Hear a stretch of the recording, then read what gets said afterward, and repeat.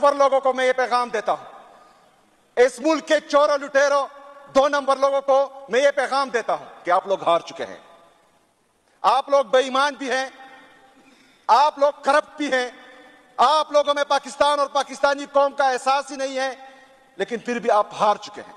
आप लोगों ने हर तरीका आजमाया मेरे लीडर को झुकाने का, लेकिन वो झुका नहीं, बिका नहीं, डरा नहीं, इसलिए आप हार चुके हैं। अभी भी वक्त है, होश के नाखून लें, अभी भी वक्त है, आंखें खोलें और जाएं अडियाला जेल।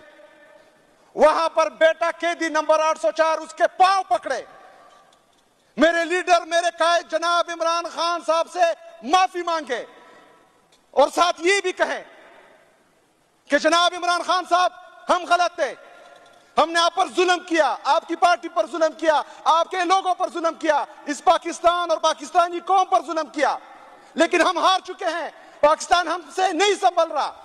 नाज़रीन, वीडियो देखिए। खान के बब्बर शेर जो नए वज़ीर आला बने हैं सुहेल आफरीदी ने ताकतवरों को निचोड़ के रख दिया है और ऐसी ऐसी बातें कह दी हैं कि आपका सियासत से कोई लेना देना नहीं है, आपका जो काम है वो कीजिए। आइए आपको मुकम्मल वीडियो दिखाते हैं, फिर इसकी तफसील भी आपके सामने रखते हैं। ये है मैडम स्पीकर साहिबा के पाकिस्तान की तारीख में जो मेरे लीडर, जो मेरे कायद पर केसेस बने हैं, बल्कि दुनिया की तारीख पर वो किसी मुल्क में मौजूद ही नहीं है। सबसे पहले आप देखें साइफर केस, मैडम स्पीकर साहिबा, किसी मुल्क को ये इख्तियार नहीं है कि वो बाहर से आकर हमारे मुल्क के फैसले करें। एक गैरतमंद इंसान, एक मुल्क का गैरतमंद शहरी, अगर वो मुल्क का वजीर आजम भी ना हो, कोई आला ओहदे पर भी ना हो, लेकिन उसको किसी दूसरे मुल्क की तरफ से ये बातें की जाए कि फलानी की हुकूमत गिराएं, अगर गिरा दी तो ठीक है, अगर नहीं गिराई तो तुम्हें माफी नहीं मिलेगी।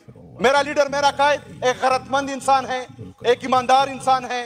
वो पाकिस्तान की खातिर, पाकिस्तान की सलमियत की खातिर, पाकिस्तान की खुद मुख्तारी की खातिर अपने कौम के दरमियान आया और पूरी कौम को ये बताया कि आपके फैसले कहाँ हो रहे हैं, कहाँ से डायरेक्शन दी जा रही है ताकतवर लोगों को कि एक मुल्क जिसका वज़ीर आज़म सादिक और अमीन है, सर्टिफाइड सादिक और अमीन, वो इस मुल्क को एक अच्छी सिमत की तरफ लेके जा रहा है। उसने जिस तरह इस मुल्क को चलाया, जिस तरह उससे पहले 2018 से पहले हमारे हुक्मरानों ने इस मुल्क को तबाह बर्बाद किया था, ब्लैक लिस्ट की तलवार हमारे गर्दनों पर लटक रही थी, उसके बावजूद इसने इस मुल्क को संभाला भी, उठाया भी और एक तरक्की की तरफ वो गामजन था।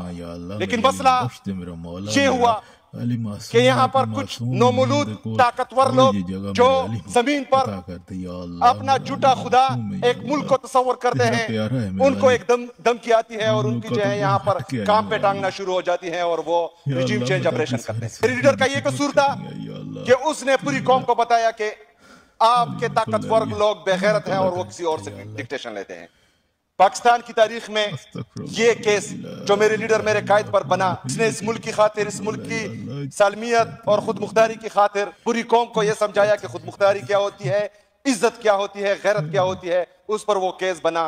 तो ये जो है सियाह बाप के तौर पर हमेशा याद रखा जाएगा। दूसरा केस इद्दत का था।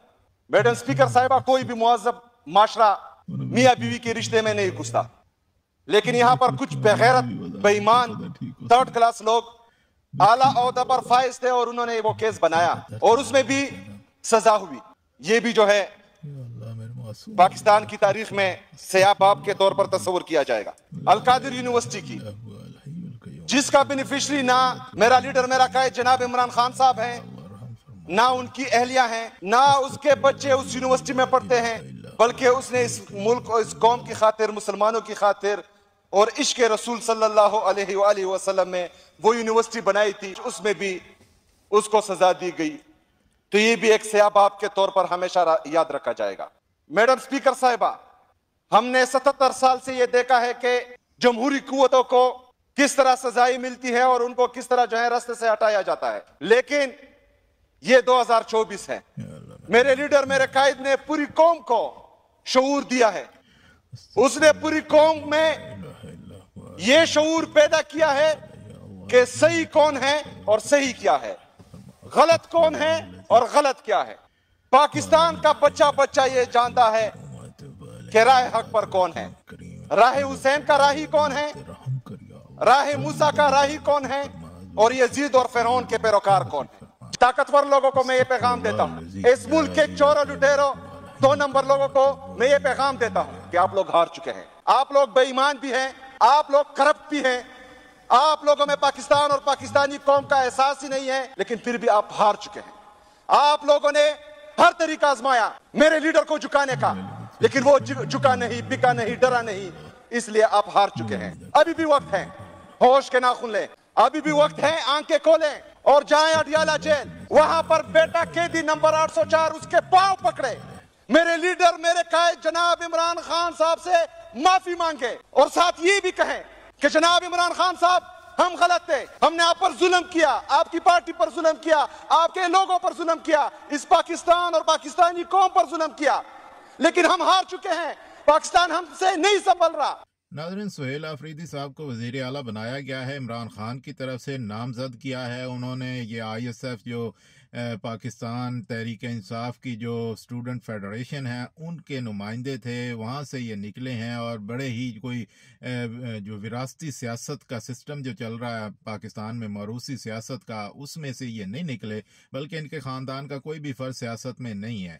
تو سہیل آفریدی صاحب کو وزیر اعلیٰ بنانے کا مقصد عمران خان کا یہی تھا کہ یہ موروثی سیاست جو خاندان در خاندان اور فیملی سسٹم میں جو سیاست گھومتی رہتی ہے اور جو عہدے بانٹے جاتے ہیں, اس کی جو ہے وہ حوصلہ شکنی ہو, اور یہ ثابت کیا جائے کہ عمران خان واقعی میں جو ہے وہ موروثی سیاست کے خلاف ہے. نہ ان کے بچے سیاست میں ہیں, نہ ان کی خاندان سیاست میں ہے, نہ بھانجے نہ بھتیجے.